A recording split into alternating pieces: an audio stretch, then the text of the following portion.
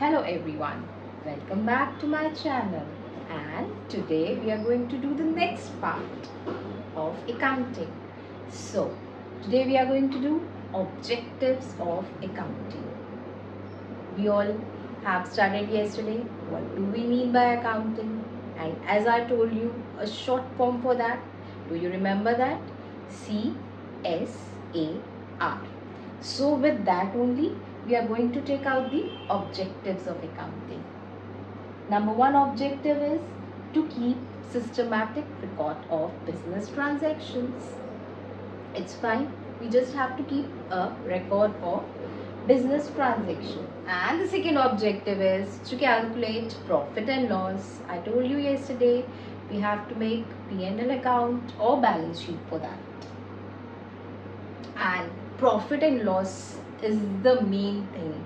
If we have to start a business, if a business is going in a loss, so what's the use for that?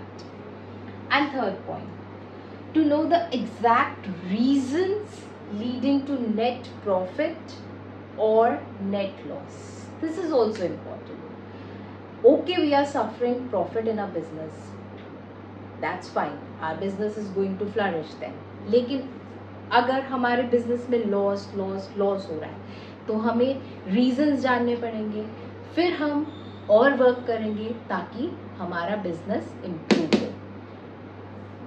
And next point, to ascertain the financial position of the business.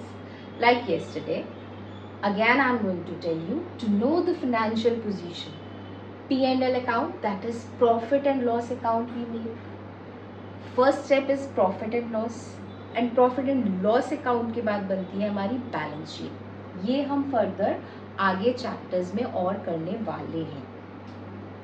Balance sheet से पता लगता है हमारी assets क्या है, क्योंकि balance sheet में होता क्या है, एसेट्स एंड लाइबिलिटीज होती है. And then object, most important objective, to ascertain the progress of business from year to year.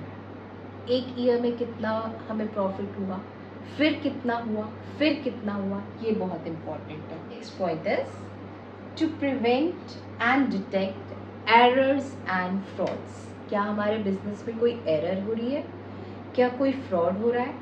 And last but not the least, to provide information to various parties. What does that mean? We have to communicate information to parties like owners, investors, creditors, banks, employ etcetera. अभी तक मैंने जितने objectives बताए थोड़ा सा ये boring हो गया.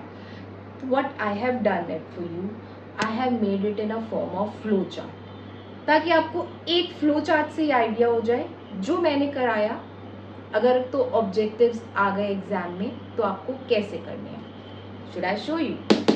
Okay, objectives of accounting. अभी मैंने एक पॉइंट में बताया था, अब मैंने इसको फ्लो चार्ट की फॉर्म में ले लिया. सबसे पहले अकाउंटिंग का पर्पस क्या है, हमें सिस्टमैटिक रिकॉर्डिंग करनी होती है बिजनेस ट्रांजैक्शंस की. वो कैसे कर सकते हैं, पूरा चैप्टर है उसके लिए. Book keeping, journal, ledger, trial balance, ये सब क्या करती है, रिकॉर्डिंग के काम आते हैं. I am again saying, first objective is the systematic recording of business transaction. Then ascertainment of result.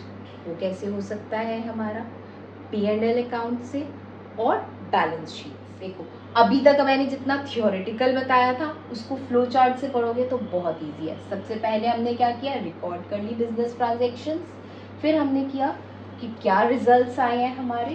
Then the ascertainment of financial position, जो कि होता है हमारा बैलेंस शीट से. And the most important point is communicating information to various users, financial reports. If you want you can take the screenshot and save this page. इतना बस mind में भी रख लोगे, ये फ्लो चार्ट भी ड्रॉ कर दोगे ना, फुल मार्क्स है ना. With this we come to end of the objectives of accounting, and let's go to functions of accounting. accounting के functions भी एक बड़े 5 पॉइंट 6 पॉइंट्स के फॉर्म से बचने के लिए मैंने क्या किया, उसको सीधा आपके लिए एक फ्लो चार्ट की फॉर्म में बना दिया। फंक्शंस ऑफ अकाउंटिंग हमारे ऑलमोस्ट सेम होते हैं जो हमारे ऑब्जेक्टिव से निकलते हैं, ठीक है। Identifying from vouchers, so first function is identifying from vouchers, then recording in journal, classifying in ledger, summarizing in trial balance, ये सब CSAR का ही शॉर्ट फॉर्म है, and interpreting by preparing financial statements and communicating it to various parties। इस flow chart का एक screenshot ले लो।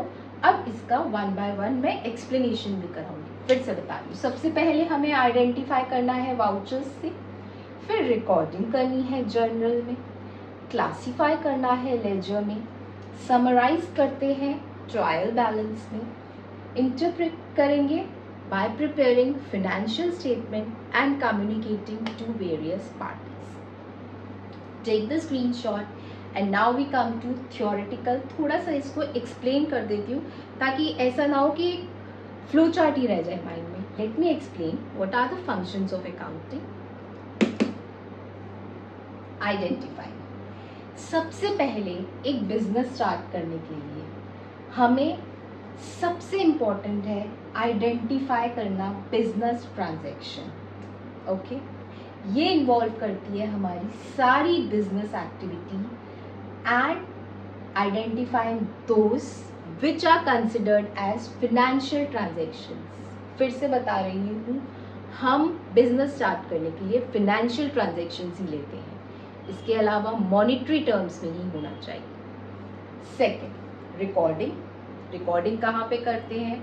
सबसे पहले जो रिकॉर्डिंग की जाती है वो जर्नल की फॉर्म में करते हैं and keeping a systematic record of all of it. So identifying and recording, ये फ्लो चार्ट के अंदर भी था। Next is classifying. क्लासीफाई करवाया था कि उसको हम रियल अकाउंट, नॉमिनल अकाउंट और पर्सनल अकाउंट में डिवाइड कर देते हैं। सो उसे कहते हैं क्लासीफाइंग, यानी जो ट्रांजैक्शन सेम नेचर की है उनको एक तरफ रखा जाए। देन समराइजिंग, कल बताया था ना कितना प्रॉफिट हुआ कितना लॉस हुआ, एंड में प्रॉफिट हुआ या लॉस हुआ, उसको हम ट्रायल बैलेंस की फॉर्म में करते हैं। And communication is the most important step. We have to do the communication, communicate it to the various parties and to users and analyze them as per individual requirement. Is it fine? इसको भी आप short form में CSAR का ही form है। Ultimately accounting के functions, objective सब inter related है। हमें सबसे पहले एक डेटा को ऑर्गेनाइज करना है, क्लासीफाई करना है, समराइज करना है। One step was recording, classify, summarise और एंड में हमें कम्युनिकेट करना है। सब में एक ही चीज होती है। Is it clear? With this we come to an end of most important topics for today, that was functions of accounting and objectives of accounting. Now bookkeeping, जब भी अकाउंटिंग करोगे, कुछ लोगों की तो अकाउंटिंग की बुक्स का नाम ही बुक कीपिंग है, तो बुक कीपिंग तो एक ऐसी डेफिनेशन, एक ऐसी टर्म है जो हमेशा हमारे साथ रहेगी और बुक कीपिंग को करते वक्त हमें यही डेफिनेशन है। What is book keeping? Book keeping is an art of recording business dealings in a set of books, यानी जो भी ट्रांजैक्शंस हुई उसका रिकॉर्ड लिखा, किस में? बुक। एक बुक क्या होती है? जिसमें आपकी सारी की सारी चीज़ें होती हैं। उसी तरह बुक कीपिंग क्या हो गया? आपके बिजनेस की सारी ट्रांजैक्शंस को रिकॉर्ड करना in a set of books. Oh, after bookkeeping, accounting जो हम कर रहे हैं, accounting वहाँ स्टार्ट होता है जहाँ बुक कीपिंग एंड होता है। एक लाइन में सब समझ आ जाना चाहिए। Accounting starts where bookkeeping ends. This includes summarizing through form of profit and loss account and balance sheet, analyzing and interpreting the summarized results, drawing meaningful information from profit and loss account, balance sheet, and communicating the information to various parties. Okay, so क्या समझ आया? Bookkeeping is an art of recording business dealing in a set of books, and accounting is where our bookkeeping ends.